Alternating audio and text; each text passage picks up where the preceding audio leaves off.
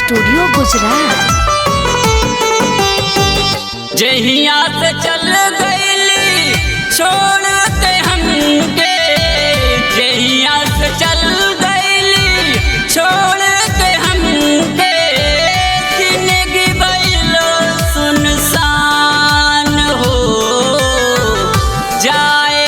मैना ले आओ खबरिया जाए, मैना ले आओ खबरिया, कैसन बाड़ी मोरी रानी हो।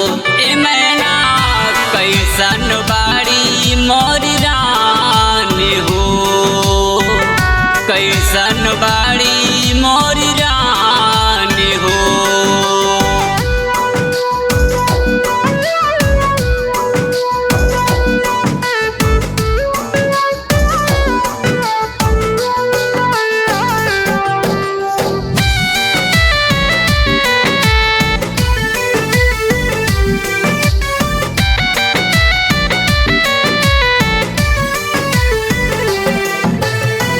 कब दिलवे में हमरा बसत रहली, क्षण भर जुदाई ना सहत रहली, क्षण भर जुदाई ना सहत रहली।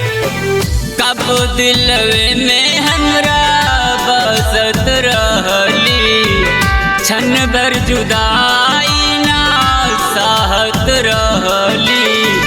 अब तो दीवाना काहे कटी नहीं रतिया, अब तो दीवाना काहे कटी नहीं रतिया, होई जात कैसे सबेर हो जाए। मैना ले आओ खबरिया जाए, मैना ले आओ खबरिया, कैसन बाड़ी मोरी रानी हो।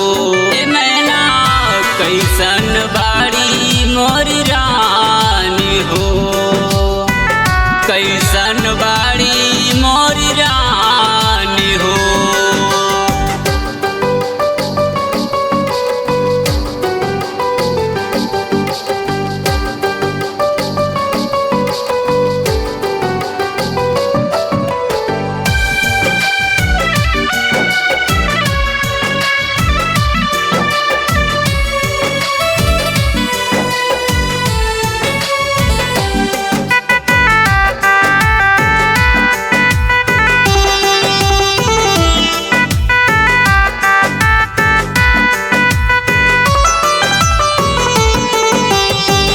हमरे नियन वो रोवत हुई है, लोरवे से कजरा के धोवत हुई है, लोरवे से कजरा के धोवत हुई है। हाँ, हमरे नियन वो रोवत हुई है, लोरवे से कजरा के धोवत हुई है।